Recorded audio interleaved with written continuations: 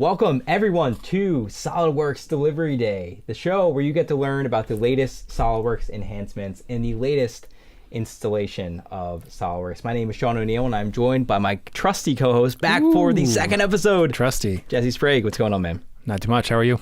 Good. I'm so glad you're back here. I'm thrilled. We left everyone on some unstable ground, some uncertainty about your co-host status last time. We did, yeah. But we got such rave reviews. You got to leave a little bit of a cliffhanger.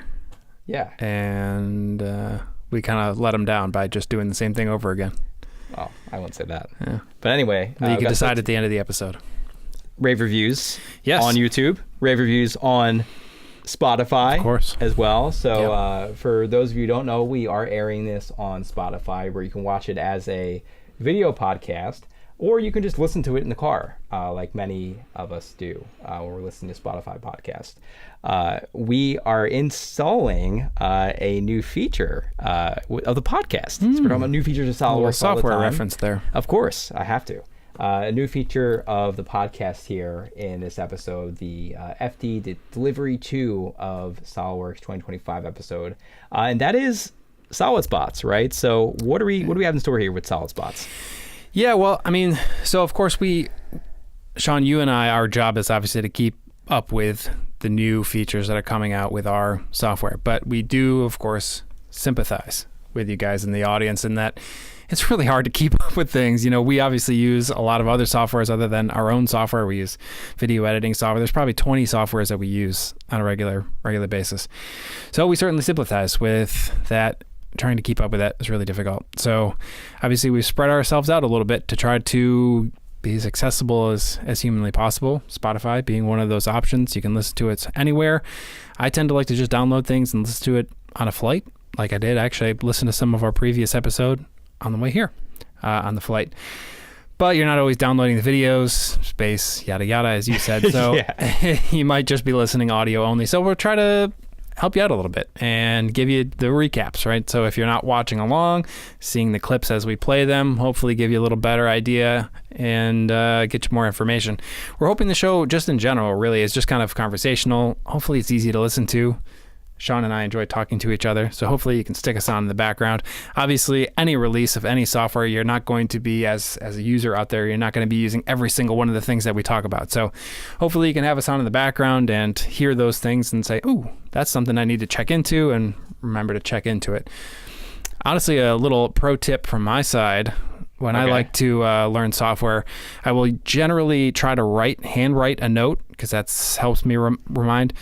Or what I'll sometimes do is I'll think of a scenario when I see a new feature that might be helpful, and I'll think I could have just used that somewhere. But I don't always have time to just like jump right into it. So sometimes what I'll do is I'll just save as the project that I would have used it in, save it right to my desktop and name it that little feature. So like if there's something that I see in SOLIDWORKS that I was like, I just had a part that I could have used that feature in, I'll just save as that part, drop it on my desktop, save it as the new feature name.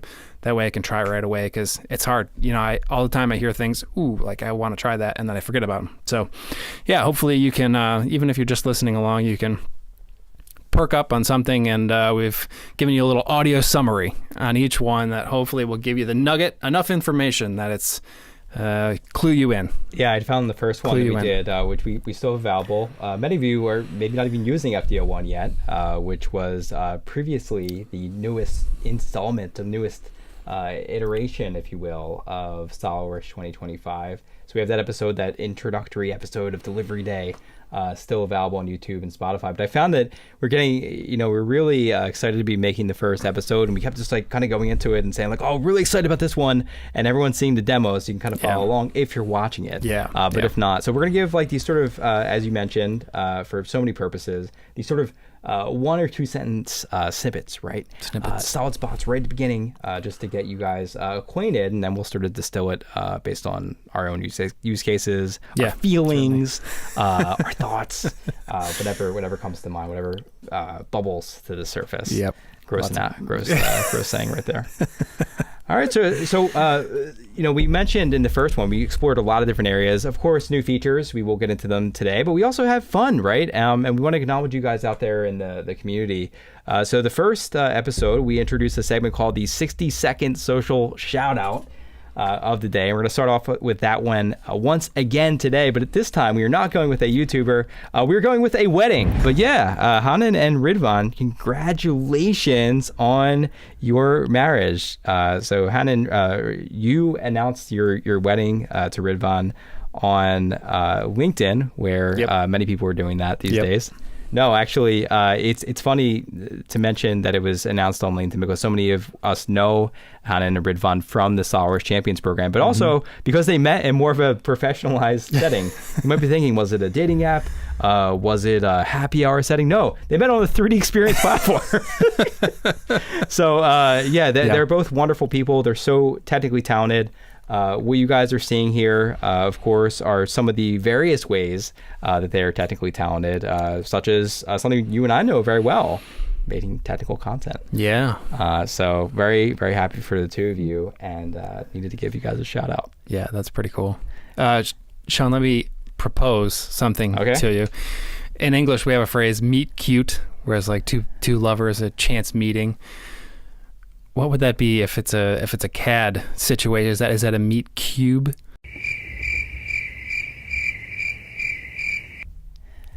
I wouldn't know. I don't know either. That's not something I am well versed in. Okay, yeah. But I think we have some friends who might know the answer. We'll have to reach out. Yeah, so leave a comment on the LinkedIn thread, and you may find out, or message them on 3D Swim. There you go. On the Champions platform, the exclusive Champions platform.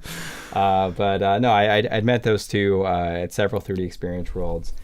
They were actually exhibiting. If you go back to the 3D Experience World stream, I believe that was on day one when we really did our sort of grand look over at the playground, the 3D Experience playground at 3D Experience World. They had on showcase their own Champions project in the EDU space. Yeah. Simgay, of course, who was just on SOLIDWORKS Live, our other program, very recently announcing the brand new, exciting SOLIDWORKS Skillforce program. So you got to check that out if you are a student, intern. Check that episode out. But yeah, wonderful people and very happy for the two of them. That was pretty cool. Yes. We didn't stick to our 60 seconds. No, again. I never do. Yeah, we should just take the timer off. Yeah. I guess. So with that said, however, let's get into some enhancements. Let's do it. Shall we? That's what we're here for. All right. So if you guys are new to Delivery Day, as many of us are, if this is your first time, welcome. Essentially, what we're going to do is go over a 1 to 2 sentence, very broad-based description of each of the enhancements. As we get into them, sort of rapid fire, we'll distill them afterwards in more of an informal format. And we'll go in some rounds until we get some other fun segments as we go. So this is kind of like round one, 8 or so features here. All right, so the first one, it's labeled command search. Jesse, you and I have joked prior to the episode that command search is not new. So let's give the solid spot to start this out. So command search now supports custom tags, so you can find tools even if you call them by different names. It's like teaching SOLIDWORKS your own design vocabulary. Yeah. How do you like that? I like that. That's good. Pretty flowery there. It is a flower, but it's still to the point. So you made the vignette, you made the demo here. So talk to us about what is actually new here. Yeah, well, obviously, as you said, the command search is not new. It's been around since 2012, I think. But you and I, we had talked about this in FD01 too. The command search, it's just like one of those things where you just hit the S key and you go typing away, you find what you need, and there it is. However, if you don't know what the name of it is, you're left taking a couple of guesses maybe sometimes to try to figure out what the name of it is. Maybe you're coming from a different software package, or maybe you just forgot the name of the tool, which happens to me even after using SOLIDWORKS for 20 some odd years. So what you can do now is you'll find that, for one, it's pre-populated with a few extra terms. So when you go searching for something, it doesn't have to be the exact name of the tool. It's been populated with a handful of other things that may be similar or sound similar. So that is cool in and of itself. But also you can customize that. And that's the part that I really like. You and I are both really into the ability to customize and tune things to the way that you work, right? Take 2 seconds to to customize something to the way that you work, and it's going to save you for, anytime there forward. So you can customize this and tune this to the things that you're always searching for. If you always call something by the wrong name, or if it's just the first thing that comes to mind. In the demo, I used the example of, I want to export this as an STL. I just think STL, I can type in STL and I can get to export. So you can link those things however it works in your head. You can tune SOLIDWORKS to make it work that way too, and use the S key to hopefully even greater efficiency. To me, the biggest example was one that you alluded to at the very beginning, which is if you are coming, say, from a different software package or something is new to you. Yeah. If someone's, for example, there's a cat admin, and maybe they're like, we keep looking for this particular type of menu, and we're just not able to find it. We keep looking for this tool name, right? Like you said, save as STL. Yep. And you're just looking maybe not quite in the correct space in terms of what SOLIDWORKS might call it, right? This is a perfect example of using this tool effectively. So very, very excited about this one. Yeah, I like that, and I've already started using it myself. Great. Yeah, that's awesome. That's the mark of a good tool. Yeah, exactly. If Jesse's using it, that's right. That's good. That's the cutoff. All right, so let's move on to the next enhancement, which is specifically for SOLIDWORKS Connected, or otherwise known as 3D Experience SOLIDWORKS, and it's unplanned offline mode. So let's give the solid spot for that. So if you suddenly lose internet access, SOLIDWORKS can now launch in offline mode without prior setup. It's a safeguard that ensures you're never locked out of your work unexpectedly. Yeah, so this is a big deal. Of course, with 3D Experience, SOLIDWORKS is looking to authenticate your connection when it launches. One of the reasons it's doing that is to make sure that you are, and this is a benefit of 3D Experience SOLIDWORKS, is trying to make sure that you are up to date with the latest and greatest iterations and enhancements thereby of SOLIDWORKS. But as we know, sometimes, as we mentioned in the sort of brief interlude here, the solid spot, sometimes you don't have internet connection, and sometimes you don't know when that's going to occur. Yep. So yeah, talk to us about maybe some examples of when that occurs. Yeah, definitely. I mean, this is certainly, so SOLIDWORKS Connected, it's my daily driver. It's what I use every day. So this has definitely happened to me in the past. I've lost power at my house a couple of times when I we don't predict that typically. Right, can't predict that. Unless you're clairvoyant. Right, yeah. So if you don't already have the software launched, then you're not going to be able to launch it right until this comes along. So I've had that happen to me before, and also just more run-of-the-mill situations. I've had my laptop and out and about running errands or whatever, and stop at a coffee shop or something like that, and then realize that I can't connect to their internet, or their internet is down or something like that. I've had that happen where I stop and then have to get my coffee and go back home because I can't connect, my hotspot isn't working or something like that. So yeah, there are times, I have certainly used times in planned offline mode where I know that I'm going to need to take it with me. But there have been definitely situations where I've gotten myself into a bind and couldn't work when I wanted to work because I didn't have internet. So yeah, I'm really, really excited about this. I think this really kind of fleshes out the rest of what unplanned or what offline mode should do for us, and covers us in any situation, whether we're planning for it or whether we get stuck somehow. And you mentioned a key point. Obviously, one of the sort of benefits of using 3D Experience SOLIDWORKS is being able to sort of limit the IT overhead of being able to check for updates, having to check for updates, making sure everyone's on the same version. We sort of are trying to take care of that for you if you choose that flavor, if you will, of SOLIDWORKS. But this is unplanned. We caveat it with unplanned because you could already go offline if you wish to for a certain amount of time, right? So this is just for those cases, like you said, it's an unplanned, you're on a work site and the firewall's not working, that kind of thing, where it's not foreseen, the power outage, like you mentioned, going to a coffee shop and it's just not working, that kind of thing. You're not thinking about it kind of thing, but you could already go offline if you wanted to. It just had to be planned before, but now in FD02 can be unplanned as well. Yep. All right, so let's take a look at another enhancement. So anyone who has ever messed around in SOLIDWORKS drawings, maybe even made successfully a SOLIDWORKS drawing, not just messed around, looked around in the title block area especially, or with linked notes, notes to linked properties, you'll probably identify this next one, and we'll give the solid spot here. We're calling it display expressions. So let's talk about what that means. Property text expressions like the ones used in title blocks, they can now be toggled on or off. This makes it easier to find and edit hidden or missing fields in your drawing templates, for example. So Jesse, tell us kind of your first thoughts about this one. Yeah, that one is maybe harder to pick up, and if you're just listening to this at home as to what this actually is, because this one is a little more visual maybe, and I think that's great because I'm more of a visual person myself. So I'm sure you've come across, if you're listening at home, like Sean said, if you've worked with drawings at all, you've come across the situation where you can link information into your title block or into a note with some kind of property, right? Which is great because you can let that auto-populate with the information that you want to have in it. So you don't have to go in and go manually type in everything in your title block every single time you need to use it. You can just build it into your template, let it pull in, and you're good to go. So you mean things like standardly like drawn by, description, exactly by, right, that kind of thing. Exactly right.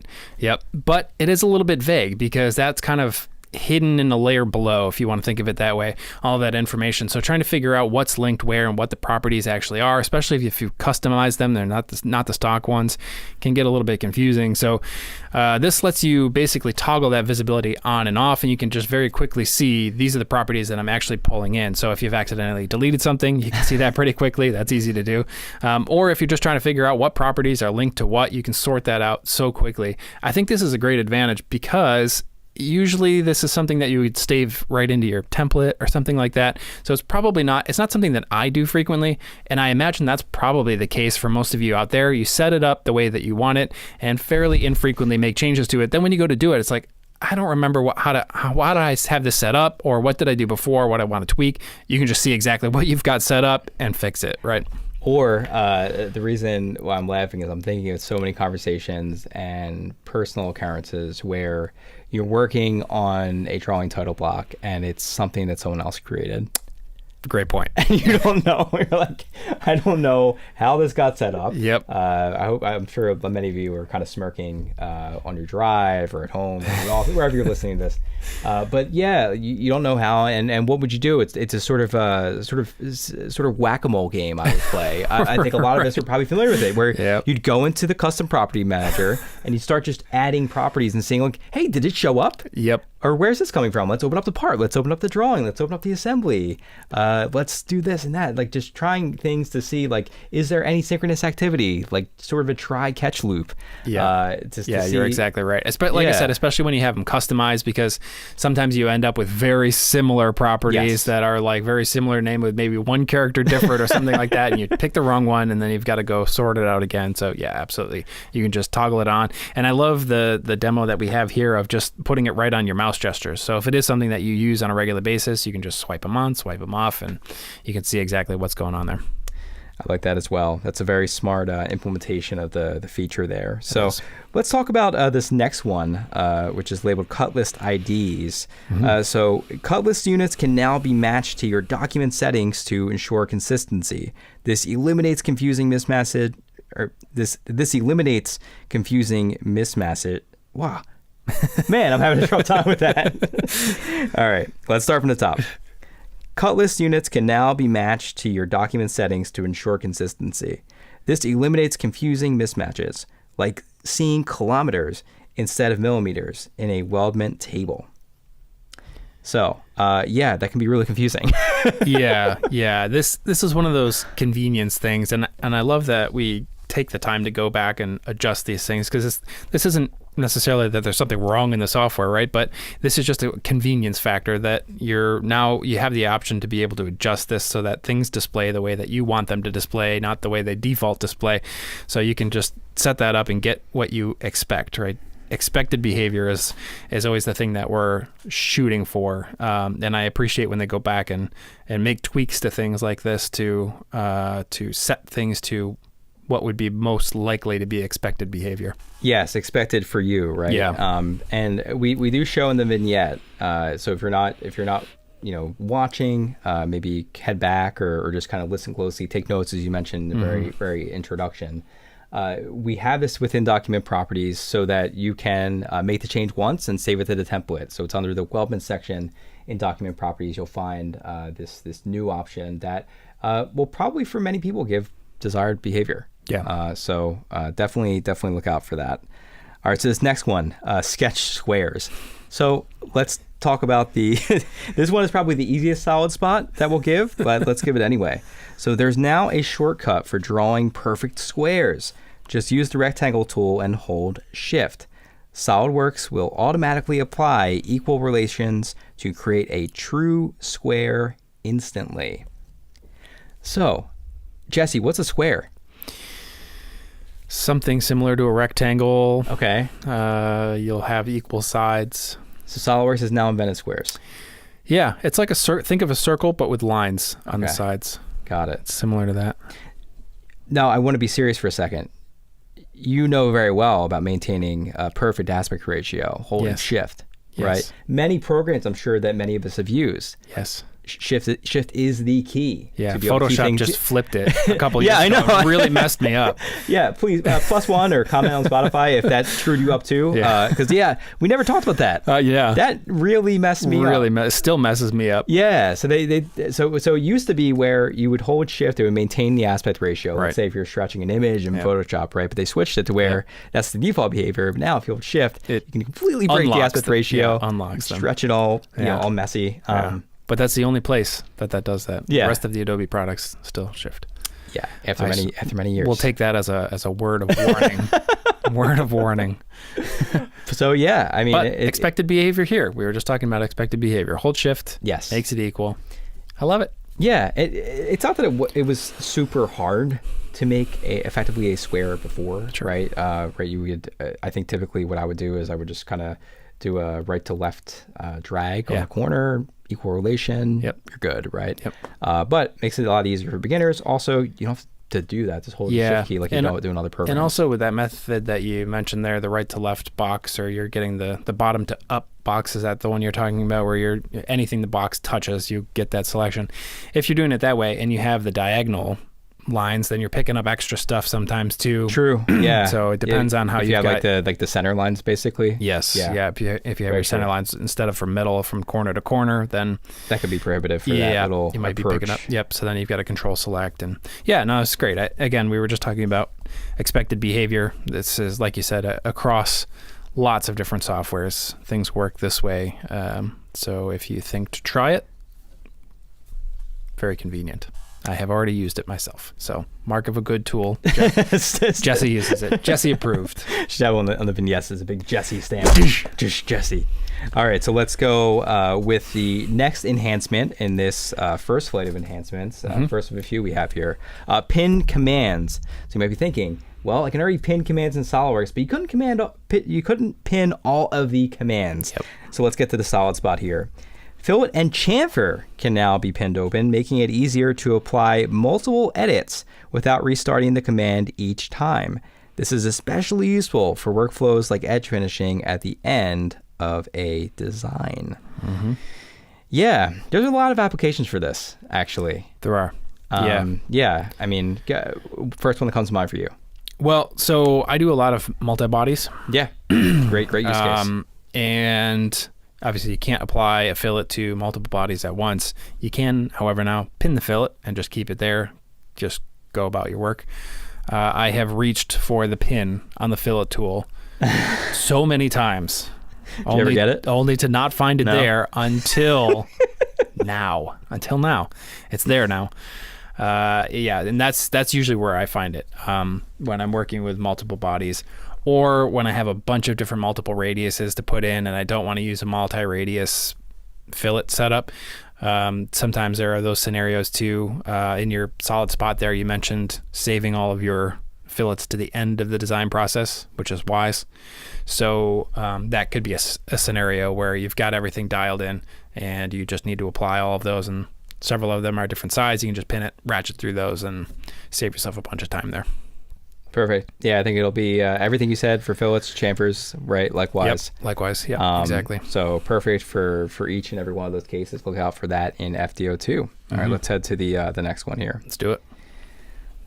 All right, so the header is multi-language support. So there are many areas, before I get to the solid spot here, many areas where SOLIDWORKS is offering and has offered multi-language support as a CAD platform. But specifically with this one, let's get to the solid spot. Design tables now support auto-translation of column headers. So this helps avoid confusion and prevents duplicated data when working with international teams using different SOLIDWORKS language settings. So that's one example. I think one area where this could come in handy is also just the translation itself. Yeah. I think the duplicate data point is important, right? Because you don't necessarily know. You see values that are being used. You may mistranslate. Let's say it's in French and your native language, like ours, is English. You may mistranslate, think a value is not represented, add it, duplicate it. You start seeing things are not working the way you expect. Yeah. But just purely adding that element of translation for something that's a pretty well used feature of SOLIDWORKS in design tables, I think is very helpful. Yeah, and to be honest, I didn't even actually realize that was how it worked. I don't typically work with a lot of files that are of a different language, or work back and forth with files, with teams that are speaking different languages or set up that way. But yeah, I was kind of interested to even just learn about that process in general, regardless of the enhancement itself. I found that kind of interesting.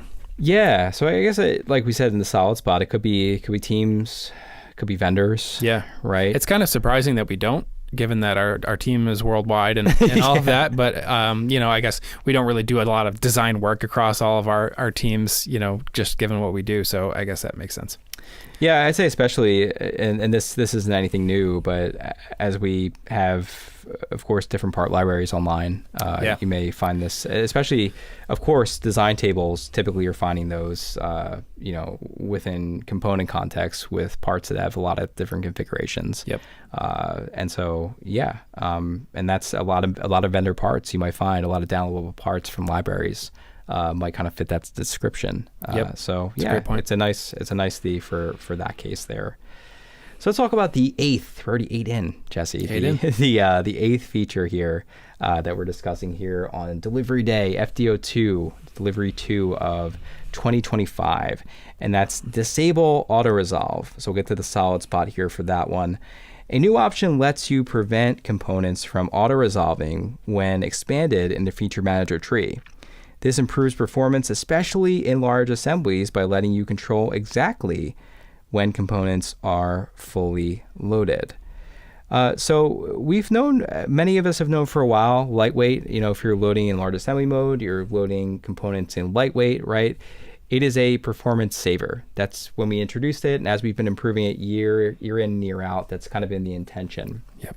We also know that when you expand, say, a component or a subassembly, kind of to see a bit more of its data, we are inherently possibly going to actually resolve and thereby load a lot more of its data into the assembly context, right?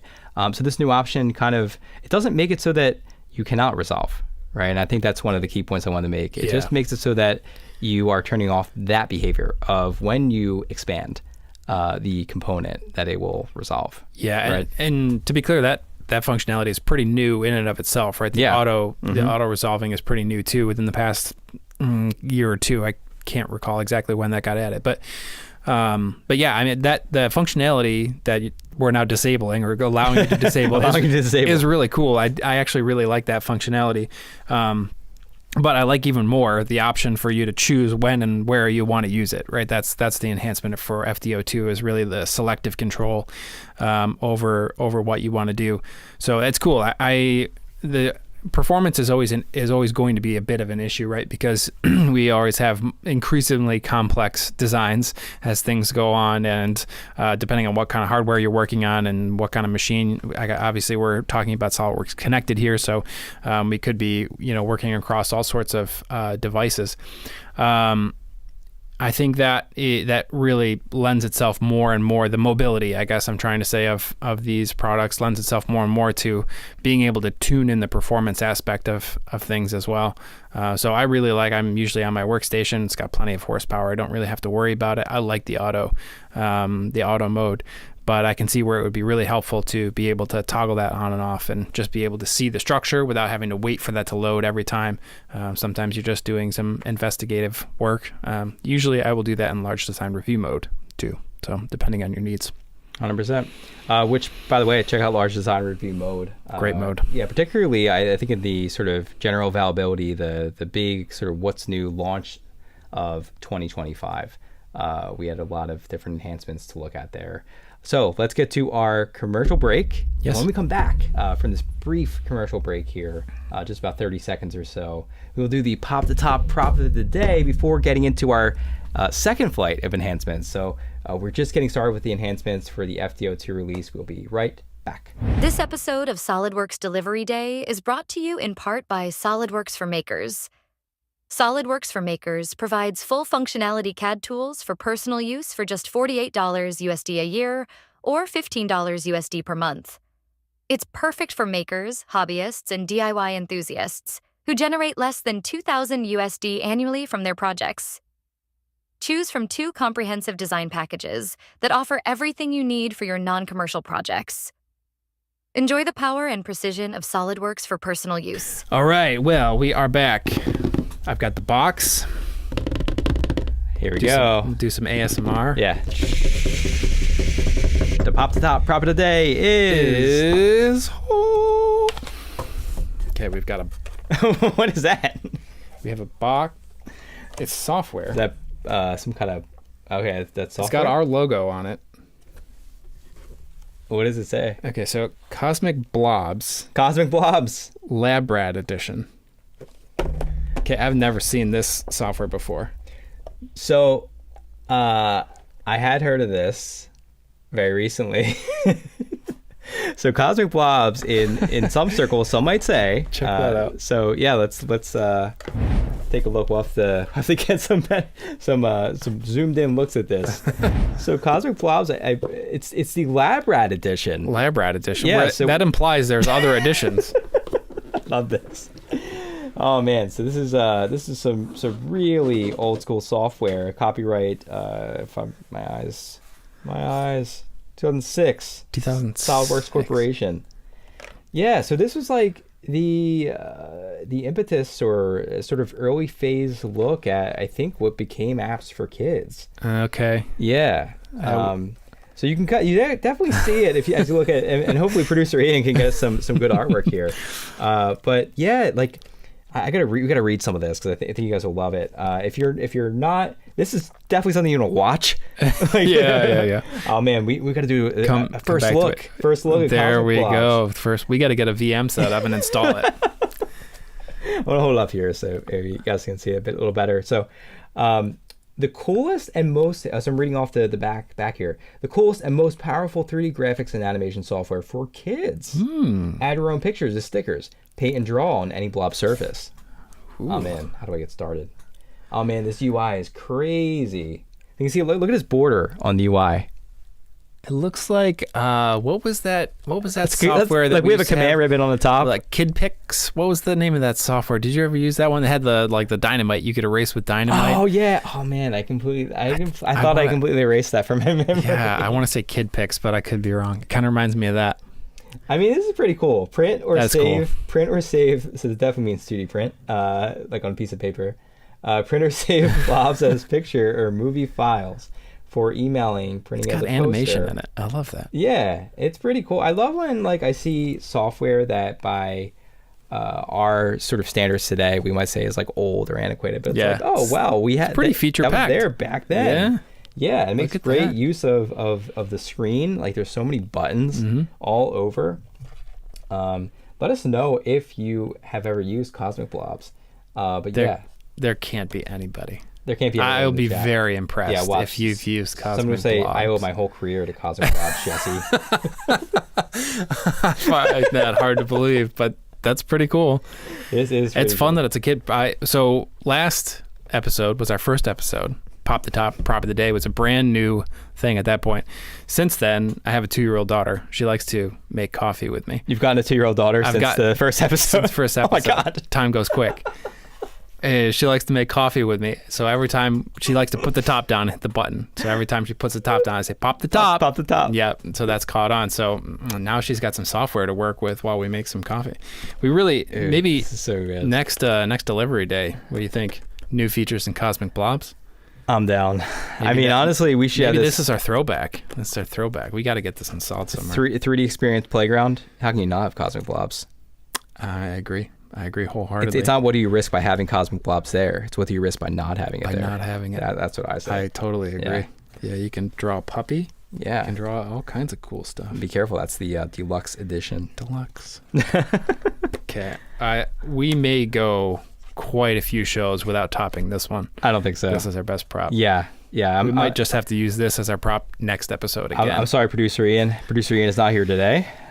He has no doubt edited this episode, so please make us look good. However, good luck. Look, dude, you're not getting a better prop than that. All right, let's get back into the real topic of today, which is new features and functionality. All right, let's do it.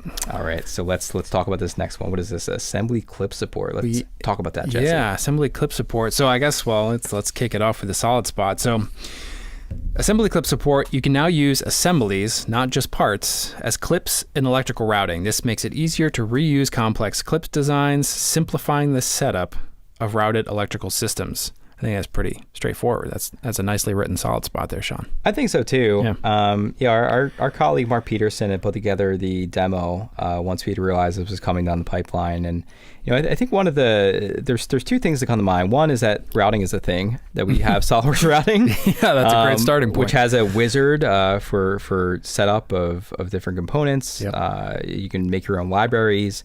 Did you say libraries? Libraries. Yeah. Oh man, sorry. Yeah, it's late over here. Come on. It is. Yeah, I'm getting picked at for my pronunciation. But yeah, you can make your own libraries of different components. And they can be assemblies. Yeah, and so I was thinking, like, why does this matter? Formerly, if you had, in this case, Mark showing off a clip, right? Mm-hmm. So if you have something that's a bit more. I don't want to say complex, but there's just a bit more going on. Maybe you have a fixture or a mount or something like that you're typically putting into a component set. Before, if you wanted to incorporate that as a sort of singular entity, such as what we would call a subassembly, mm-hmm. You had to sort of do this workaround where you save it as a multi-body part or something like that. Now you don't have to do that, right? Yeah. So you can incorporate it just as it is natively as a subassembly. Yeah, and I would imagine a lot of times these are purchase components, but probably not always. If you're making these parts, they're custom, components that you use in your routing setup. Then you've got the components that you'll need for the manufacturing purposes. Then you got to save as, have a separate one just to use in the routing library. So this kind of neatens things up a little bit and lets you just use things as you have them, whatever file formats you've got them in, you can drop them right into routing and go to town with them.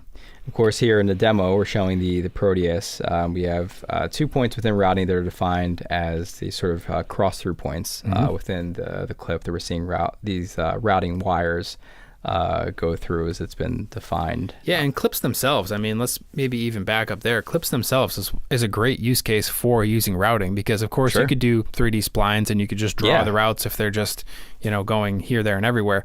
But if you want to draw 3D splines that have to go through a bunch of clip points, that gets a lot harder, where with routing... You ever tried 3D splines? Right, yeah. I love splines. So I do enjoy working with splines, but trying to get them all to go through clips, any handful of clips, and each additional clip you add, it really ramps up the complexity of getting that to go. So, with routing, you can just say, it goes through here, it goes through here, it goes through here.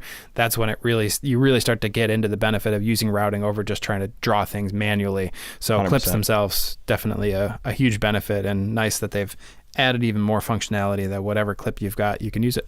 Yeah, and it's not just routing. Routing is not just for wiring; it's for piping, tubing. 100%. So lots of different use cases there. Yeah. All right. So what's this next one, Jesse?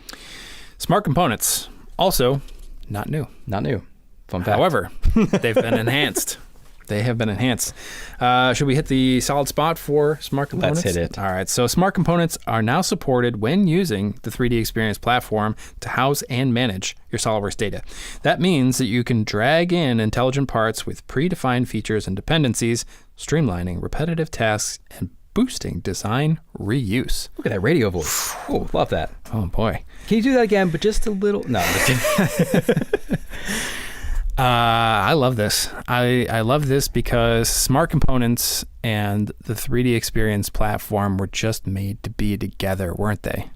they were the platform it is great because you can store all kinds of stuff in there and you can find all kinds of stuff in there. So things like this, perfect for libraries. Yeah, you can find your stuff. Right. I'm terrible with data management, which is why I love the platform. Yeah. Literally, because it helps me out so much to find my stuff. This is a perfect example, though. You can build up your libraries. You can share them easily. So, yeah, Smart Components is a perfect application for storing stuff on the platform. They're made to be together. Just like our featured couple at the beginning of this show, Smart Components 3D Experience Platform. Doesn't get any better. Yeah, I know he was going to say that. Had to. I knew you had that in mind from the very first moment you started talking about this. You know, Smart Components 3D Experience Platform, the best.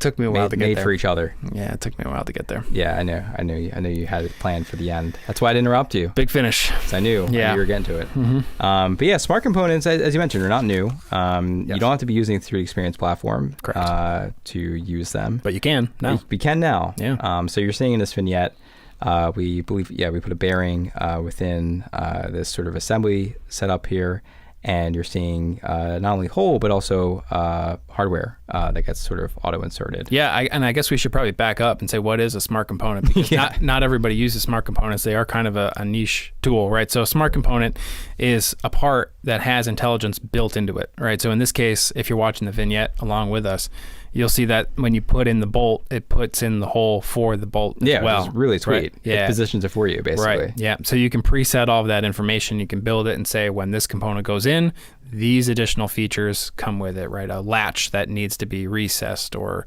bolts that need to get holes, things that every time it goes somewhere, some other features go with it. You can build all that information in. As soon as they drop in, you can hit the sweet little star button, and away you go. I love features like these, or sort of new enhancements, I guess I should say, particularly to existing features, like in FD01, when we talked about design library features. Yeah, very much so. Some new aspects there, because you get to tell people about aspects of SOLIDWORKS that maybe have been around for 2, 3, sometimes 8, 9, 10 years. Yeah. In a new way. So yeah, 100%. And we got some comments on that in particular. Yeah, we did. Didn't even know that was a thing, but now I'm going to use it. We did in the live chat on YouTube. That was pretty awesome. All right, so this next one, revision tables. We have an enhancement there, right? Yeah, we do. So real quick, solid spot before we get into it. We've got revision tables can now lock the first entry while limiting how many rows are shown. This declutters long tables and ensures key revision info, like who created the first revision, stays visible. So that's interesting. Revisions, all of the stuff in the middle, almost always kind of meaningless, right? You've got who made the first instance, your starting point. You've got a handful of things that we tried this, none of them worked. And now we're here, right? Yes. So when you're making a revision table, you end up with a whole bunch of stuff that really doesn't mean a whole lot, but it's just got to be there. Now we've got an easy way to filter that out. Is that what I'm reading? Yes. Mm-hmm. It's also once again, one of those areas where, in terms of being able to show that revision table actively on the drawing, something that we've had various instances and various ways of controlling the instances of revision tables within drawings and SOLIDWORKS for years. Yeah. But as we're talking about 3D Experience in this instance, the ability to be able to do that. So we're seeing very readily in that vignette exactly what you said. Being able to hide the sort of material or the information you may find superfluous at a point in time, right? All the stuff in between, what was created first and foremost, who created that, and then also the most recent. Yeah, and it's not necessarily just the first and the last, right? You can control a couple of rows. You can say, give me the last little bit of information, sure. the tail end of the history, and then all the stuff in the middle is not important, but you got a little more control there over what actually gets shown. Cool.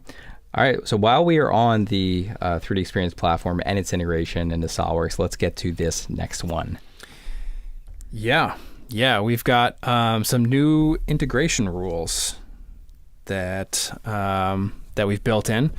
We'll go ahead with the blurb here. Our global rules for how configurations map to physical products or representations can now be set. This ensures consistency across your parts and assemblies without needing case-by-case setup. So let's talk about this here. In terms of what exactly we're talking about here with the sort of platform integration. Right, you mentioned part of the reason of having the platform, part of the nicety of it is being able to find things easily when you need them, find your stuff. What this is doing is it's effectively mapping, particularly in this case with parts and assemblies, drawings, different, maybe having different configurations, exactly how they're able to be searchable, how they're able to be found. So it's essentially making it so it's a lot easier to be able to port those projects into the system. So those of you who are not using 3D Experience Platform as a PDM, PLM storage area, just know essentially we've made it a bit easier, a bit more streamlined to do that. All right, so this next one I think is actually once again a platform level enhancement that we've kind of broadly titled Save as New. And we'll get to it in just a second, but it has benefits both for SOLIDWORKS users and also SOLIDWORKS users that are using the platform. So let's talk about that. Yeah, seems like it. So you can now save as new from a specific configuration to create a clean new part or assembly. It's especially handy when branching design variations from an existing model. All right, so we've got a little bit more control over what goes with essentially your save as, right? Yeah, essentially. And I think one of the key sort of takeaways that I found in terms of reviewing this enhancement, this vignette, is the word you use there, which is branching, right? So what we're seeing here is that we have a part or assembly with multiple configurations, and we're doing a sort of save as operation from that sort of configuration manager area, and we're choosing which configurations go with it, and then also if we during that sort of save as or that branching process of our design, which configurations are going into that new copy. So you can do this effectively if you're not using 3D Experience, or you could also do it if you are using 3D Experience to make a branch that is effectively disassociated from the original. So there are many iterations or many cases, I should say, when you might want to do that, right? If you're making sort of a holistically new sort of product line that is, once again, maybe dissociated from the original concept, the original design, to where it's not following or looking back to at a connective level the original design for any sort of reason. Yeah, it might be wholly new, but some similarity there. Right. So that was kind of my big takeaway from that one. But once again, cloud services for SOLIDWORKS is something that you have access to if you purchase SOLIDWORKS. At this point, anytime recently, honestly. Yeah, it's been a while now. Yeah, and it's also available for July, a year and a half or something. I don't know. Something yeah, like it's that. crazy. July 2023. Yeah, if I'm not mistaken. Oh, yeah, gosh. It was a long time ago. Yeah, you're right. So yeah, So you most likely have it. If not, talk to your value-added reseller about getting that added on for a nominal fee. All right, so let's take a look at this next one. So Jesse, I believe this was an enhancement that you had a hand in creating the vignette for, right? Yeah. So recent documents are brand new. No. Yeah, they're having documents that are recent are brand new. No, obviously not. We've said that a few times over this release, but we've enhanced something that is already there. So recent documents are now filtered by platform when using the 3D Experience add-in for SOLIDWORKS. This avoids confusion when switching between different workspaces or client environments.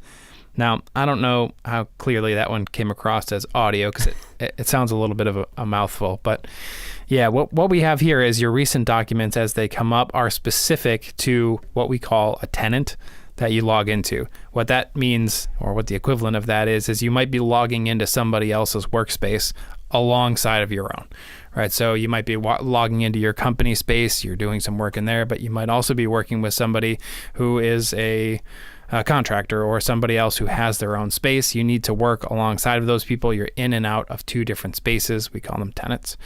That is now more straightforward and as FD02 and forward. So we've got the situation where that our recent documents are now dialed into where we're logging in, which adds a little bit of more clarity when you're jumping back and forth between 2 different spaces. Yeah, and there is a layer for those of you who are unfamiliar with the licensing. There is a layer of I would say nicety and convenience. So there is a bit of setup that has to be done on the behalf of the platform managers in this case, but per tenant or per platform. But you can actually almost kind of take your your 3D swimmer license almost as like a passport, right, to different company spaces. So let's say you're working with you have your license, you have a client that has a certain number of their own licenses. You could then kind of sign into their space if you have your own license, and if options have been enabled. It's basically like a toggle switch to be able to accept individuals who are bringing with them their own licenses. Yeah. So it's quite possible you might be thinking, well, I'm never going to be working on multiple, different vaults or multiple different areas. Well, it is. It's quite possible, right? We mentioned cloud services is, available to many users. We have more people kind of picking up the platform every day as their kind of data management du jour, right, within their companies. And so, it's quite possible. Especially if you're doing lots of work with different companies that have their own, data structures, their own data systems, that you might be running into a lot of different customers, once again, that are using the platform. And you having your own license, that's kind of a leg up, right? To be able to jump in and say, hey, I can hop in and I can work here. And being able to kind of toggle recent documents that way makes it so that you're not mix and matching different files from different customers, which is obviously important. Helpful. Yeah. So I hope that explanation between the two of us helped there. But we've gone through a lot of new stuff, right? Yes, we have. And we know from the first episode of Delivery Day that that's not the only thing that we do on this show in terms of feature explorations, right? We also look backwards at features that have come before us. Feels so ominous. Oh my God. We stand on the shoulders. We stand on the shoulders of giants. Yeah. Comments and features. Yes, exactly. And whatever you're about to show. And whatever we're about to show here. So let's roll the tape.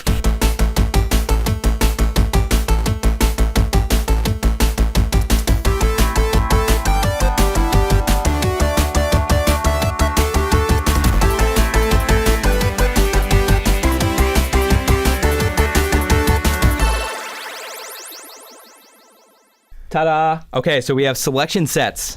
What year is it right now? Great. It is 2025. 2025. And this was released back in 2015. That doesn't feel very good. Look at this interface, by the way. So this is an older demo that I picked up. So we had this was back. Look at this interface. So we have this was back when believe this was the default. We had the SOLIDWORKS, the black logo in the corner with the white SOLIDWORKS logo. We've got the clean gray with the yellow icons. Interesting. I wonder if was that a setting? When did the blue icons come in? Oh man, I don't recall exactly. I feel like it was around this time. I'm a big fan of the blue icons. That might be a hot take. But. Yeah. I feel like it was. I don't know. At this point, I'm not sure it is, though. I think people have softened on it. Yeah, people have come around. I love them. But yeah, selection sets. This is, of all the areas of SOLIDWORKS that are little known because there's just so many areas of SOLIDWORKS, right? Yep. This is definitely one of those that kind of meets that criteria. So we're seeing a few examples within this vignette that you guys are all seeing. Essentially, to kind of do a little bit of a solid spot here for even this older enhancement that is still very much in the software today. What you're doing with selection sets is you're selecting multiple components. For example, and then or multiple mates, right? Just a different set of selections from the tree. And then you're right clicking and you're telling SOLIDWORKS to save that selection. So, within SOLIDWORKS, we can hold the control key, hold the shift key, select multiple items for any number of reasons, maybe to hide show dynamically, right? Or because we kind of consider them to be part of a similar grouping with one another. We want to put them in a folder. Well, this is just another way to sort of retrieve that selection for any number of reasons. Once again, hide, show, to access, common hardware, like you're saying in this case. So many reasons why you could save a selection set, and it actually will give it to you right on the top of your tree by default. If you have a selection set saved within a part or within an assembly rather, it will have a folder containing your selection sets. And I believe you can actually name them, if I'm not mistaken, right? Yeah. So. I love selection sets. This was a great choice. I think I showed selection sets in one of my Solid Ideas videos, either one that's posted or one that's upcoming. But I think I made use of that in the in one of the first few patterning videos. But yeah, it's a great feature. And alternately, something that I'll add to that is, a lot of times people use selection sets in cases where you've got a very complex selection to make and you're worried about bumping off and deselecting it, right? You've selected 50 different, unique faces that you had to select. Faces, yeah, great example. Yeah, and then you go, you bump your mouse and click off into space and delete them all, right? So I do use selection sets just in that case sometimes, just to, preserve my selections if it's really complex. Also, though, previous selection is one that people overlook a lot, where I bump off. Wow, I completely forgot about that. Select previous, you can get your selection back. So that's another one to add to your tool belt there. Oh man, I honestly completely forgot about that. And I don't think they're close by in the right-click menu either, right? Because selection sets is further down the list, where previous is all the way up in the in context that comes up. So easy to forget. A little nugget for you there. This is another one of the examples that we're showing here, sort of unfolding select bends that you're constantly unfolding. That's kind of a unique use case for it. Yeah, it's definitely an interesting one. Yeah. I guess unfolding, or I should say flattening, to flatten them, or unfolding to maybe add features. Yeah. All right. So shall we get to some new features? Let's do it. Here. All right. Let's do it. Up next, we've got work under change action. So when editing a file tied to a change action, SOLIDWORKS now prompts you if it's not properly invoked. This saves time and avoids confusion over why edits can't be saved. Avoiding confusion is something I'm a very big fan of. So yeah, I mean, unpacking this a bit, right? So when you're using 3D Experience, the 3D Experience add-in effectively within SOLIDWORKS, you're using it to manage your processes, your files, whatever, the life cycle of your products, I should say.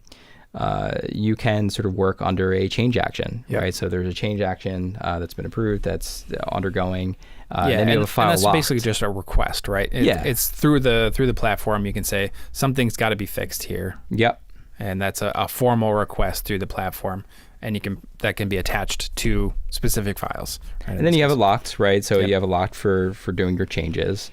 And so there may be cases where within the platform, if you're using it with your colleagues, most of the time if you're using it as sort of organizational or team-based format, right? Where you see something's locked and you're not quite sure why.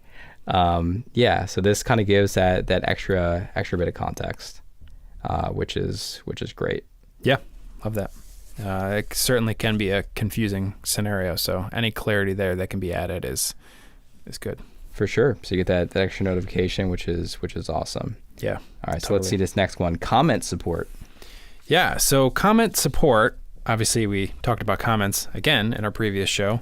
Different location for this time. So our little solid spot here is we can now add comments when saving design iterations in 3D Experience.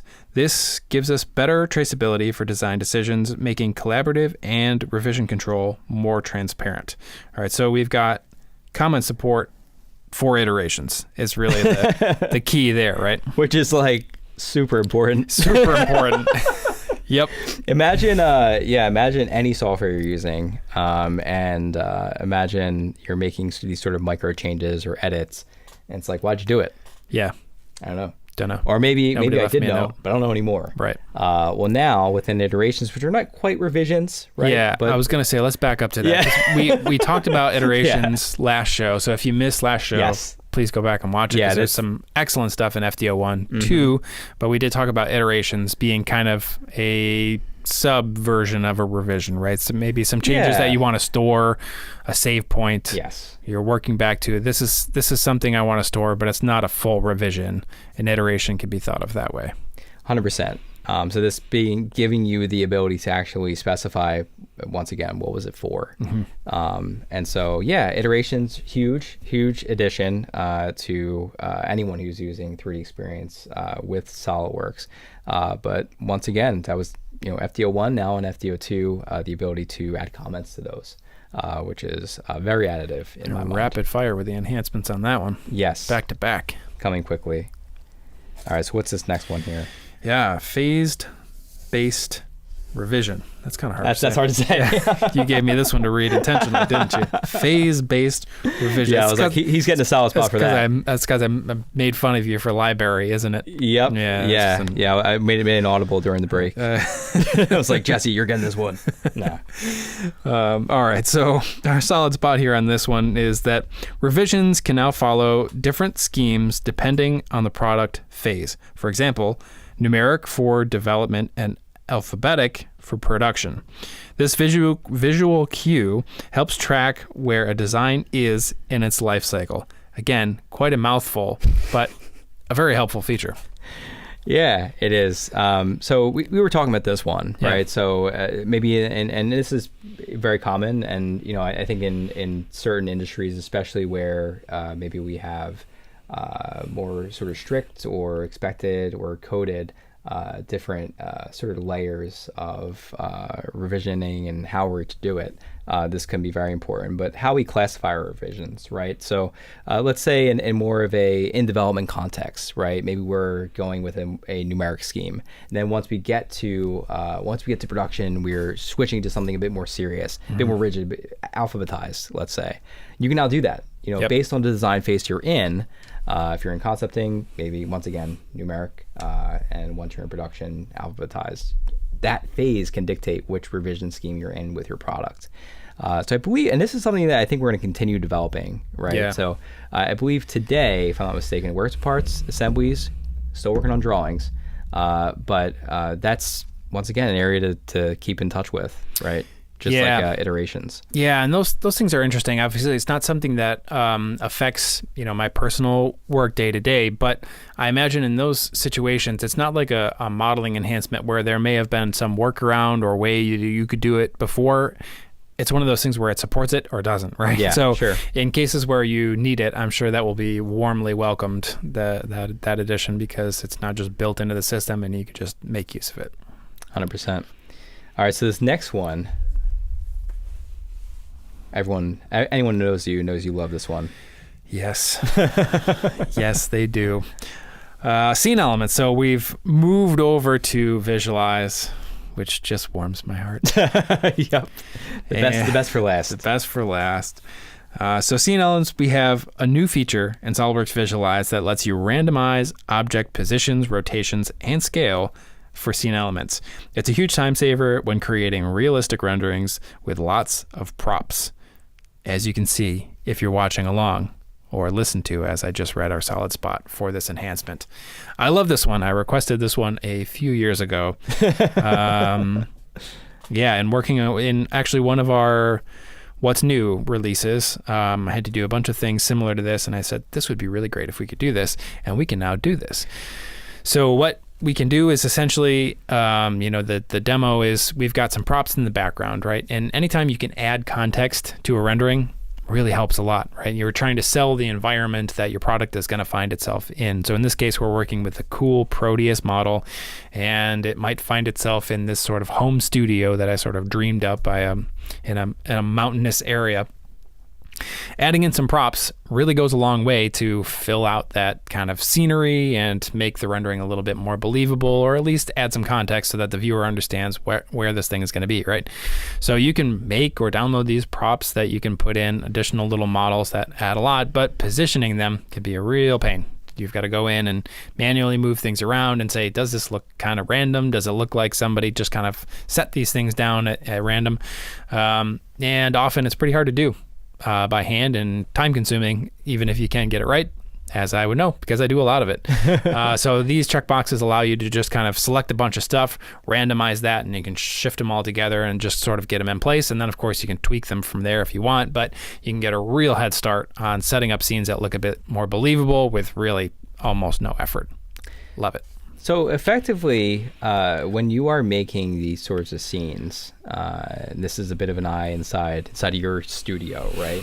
You mentioned you make some of these objects, right? Such as what we saw there, objects you might find on someone's desk. They're kind of randomly assorted. Or you can download them. I mean, typically, like, are there any repositories you can recommend or any go-tos you have? Yeah, definitely. So it really just depends on the quality that you need. There's no one place that I always go to get everything. So it really just depends on your budget and how much stuff you need. If you are always in need of a lot of stuff, then I would recommend going for any one of the ones that are subscription-based. Because you'll probably save yourself quite a bit of money. They offer packages where you can say, I pay this much a month or whatever, and then I have so many downloads or unlimited downloads or whatever. Otherwise, you can just sort of nitpick and find your way around. With Visualize, it's pretty able to bring things in any format and have pretty good luck. Very rarely do I bring something in that I have an issue with. And if I do have an issue, it's usually on the download side and not on the import side. So Visualize is very flexible with stuff like that. So really anywhere that you can find stuff for a price that you feel good about is a great way to do it, and it will probably do it. Obviously, if it's free, it's less likely to be high quality than if you paid somebody for it. So that's really the long and short of it. Words of wisdom. Yep. Love it. Well, awesome. I think that brings us to the end. So soon? Delivery day. Yeah, instance 2 for FD02. Delivery 2. There's got to be more in here. No, we had tons of notes here. I'm ready to get going again. Let's start over. Yeah. So I hope you enjoyed the, let us know how you like the solid spots here.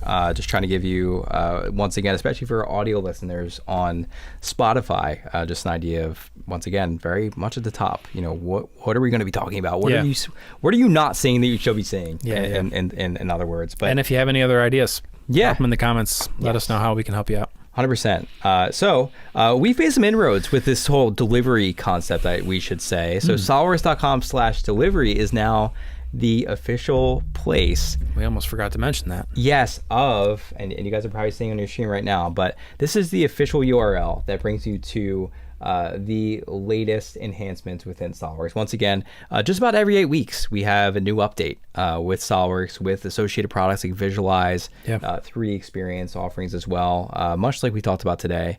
If you go to SOLIDWORKS.com/visualize, you will see the full summary video that our team creates, showing off the... What's up? /delivery. /delivery. You got it. /delivery. You'll see the full summary video that goes through all the enhancements. We're working on getting the delivery day episodes on there as well. We'll be everywhere. Yeah, we'll be everywhere. So you'll see that. You can go back to FD01 if you missed that. You can watch of course, on our YouTube, the delivery day episode for FD01. And I see Boca slipping by. We didn't even mention Visualize in FD01. That's true. I almost jammed it in on my own, but I behaved and I stuck to our list. But yeah, Boca added an FD01. But it's great enhancement. It's awesome. So we vocalize a few different areas of this page. You can watch catch-up videos for previous releases, full releases of SOLIDWORKS in the past. Yep. But yeah, lots of stuff to... I was just crawling around down there yesterday, as a matter of fact. It's an awesome resource for anyone that's looking up to their knowledge. Man, what a release. FD01 and FD02 have been great releases. I think in full, and we've definitely omitted some. I think in full, we've had probably around like 40 Sounds right to me. That we've overviewed just in the first 2 instances of Delivery Day. Man, once again, thank you so much, Jesse, for joining me. And you'll be back. I'll be back. We will be back. We will be back. This is our show. Yeah. So thank you all for watching, for listening, and we will talk to you soon. Take care.